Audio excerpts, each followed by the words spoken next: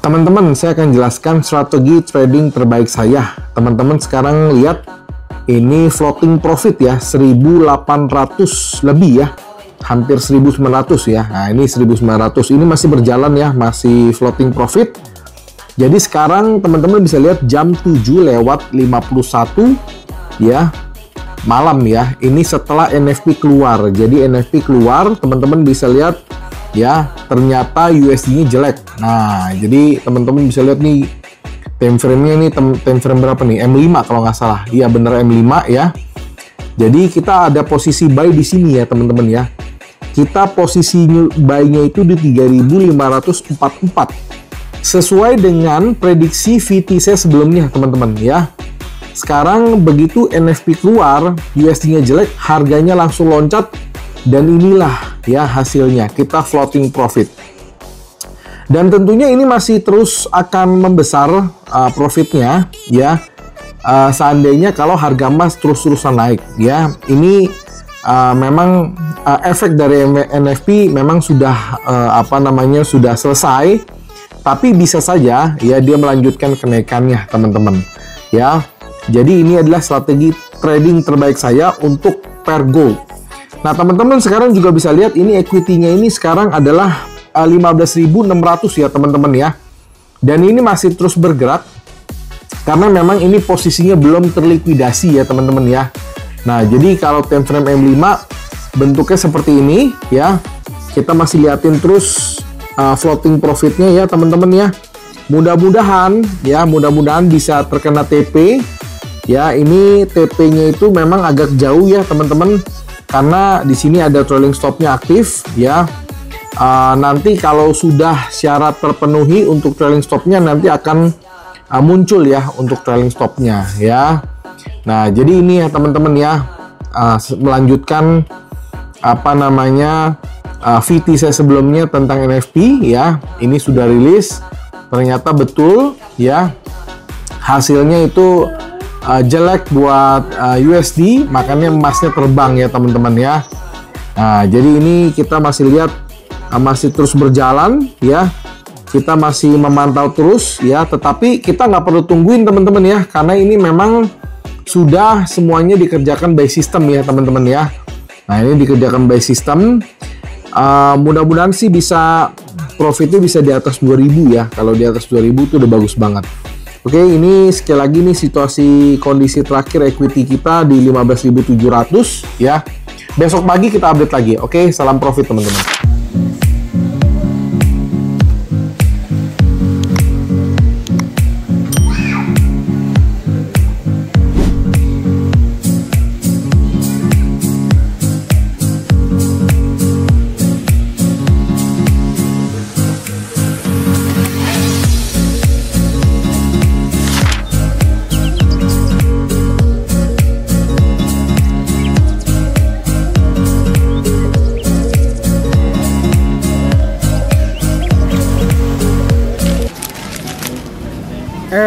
Komen cara buat IE-nya gimana ya?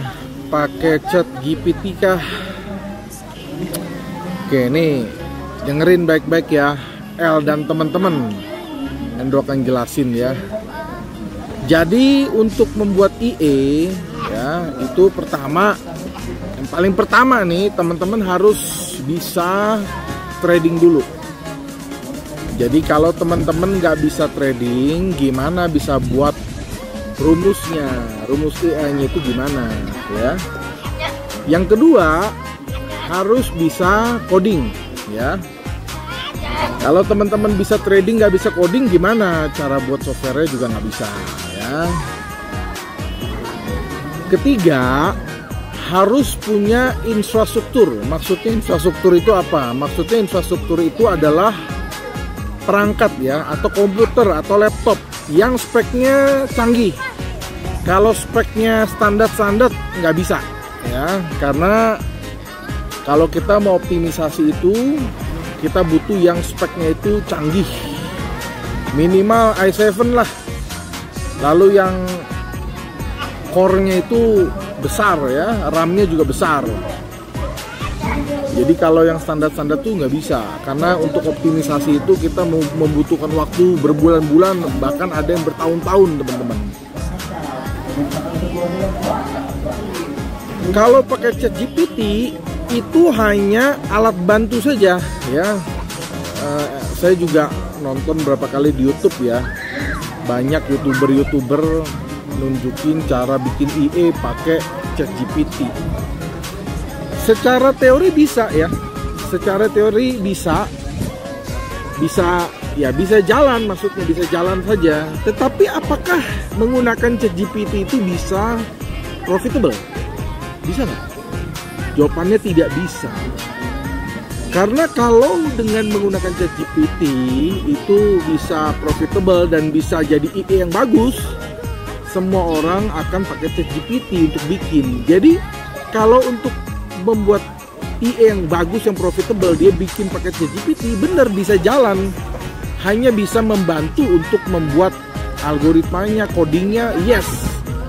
Tetapi sense dari seorang trader itu tidak termasuk di dalam ChatGPT tersebut, karena ChatGPT nggak trading.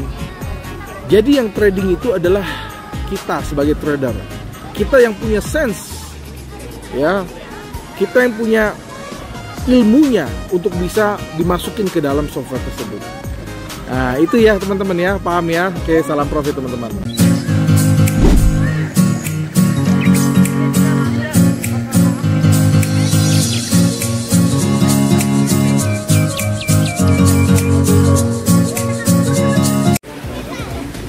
Rifki Fahmi komen, ya demo. Nonton video ini ya Pak Rifki supaya jelas. Akun demo itu nggak bisa di withdraw ya. Lagi pula ngapain saya posting akun demo? Kedua, akun saya ini sudah di-verify oleh pihak ketiga seperti MK5, MyFactBook, FX Blue. Jadi akun yang Bapak lihat itu akun real ya. Mungkin Pak Rifki baru aja ya, baru nonton konten-konten kita, jadi Pak Rifki nggak paham gitu ya. Ya tapi entu maklumin ya. Jadi sebelum komen itu harus bijak ya, jangan asal-asalan gitu loh. Karena kalau asal-asalan itu kan mengotori konten orang gitu loh. Jadi demo account ya itu sebenarnya digunakan hanya untuk trader pemula untuk belajar ya. Trader pemula untuk belajar bagaimana cara mengoperasikannya, bagaimana cara buy dan sell, menguji strategi ya. Nah kalau kayak Andrew ya kita trading dari 2007 Pak ya. Jadi ya sudah pasti kita pakai real account, karena kalau kita masih pakai demo itu buang-buang waktu Pak. Kita buang-buang waktu. Jadi waktu kita ngapain kita demo, orang kita udah masuk ke real kok. Dan akun saya banyak Pak, nggak cuma satu, banyak.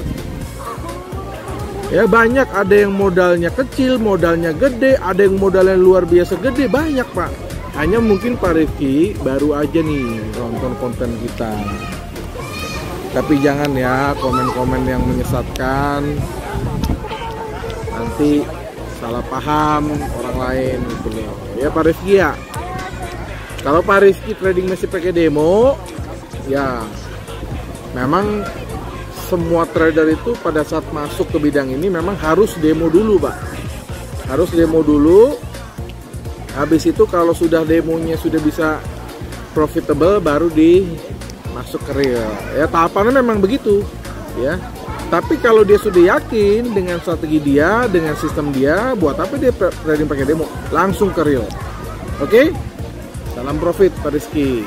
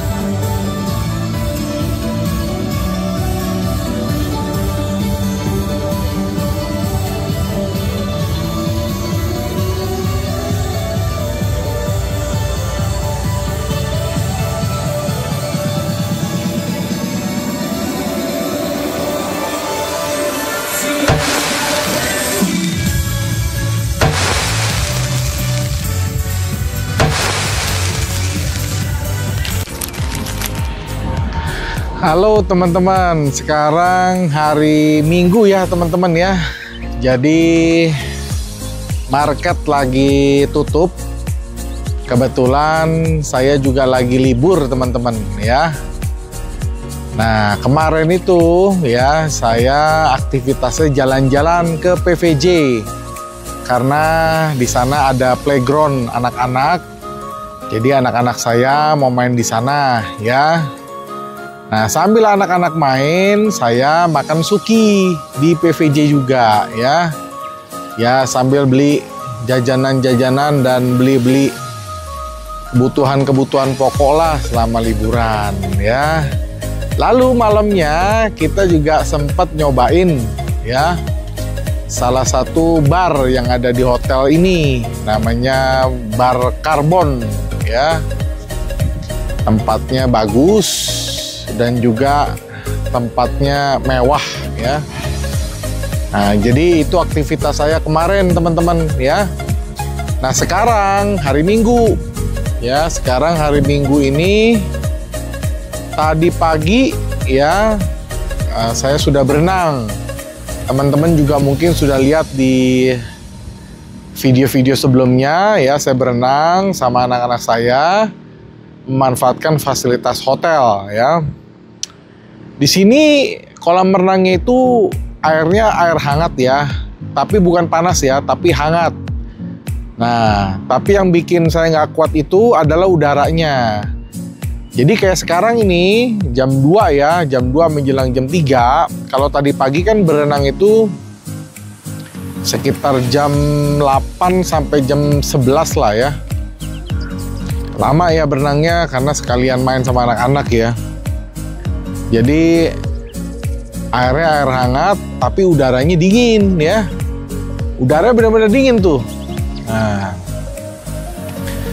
setelah itu, setelah berenang, anak-anak tidur siang. Nah, saya bikin konten ya. Saya udah bikin beberapa konten untuk TikTok, untuk Instagram ya, untuk reel saya ya.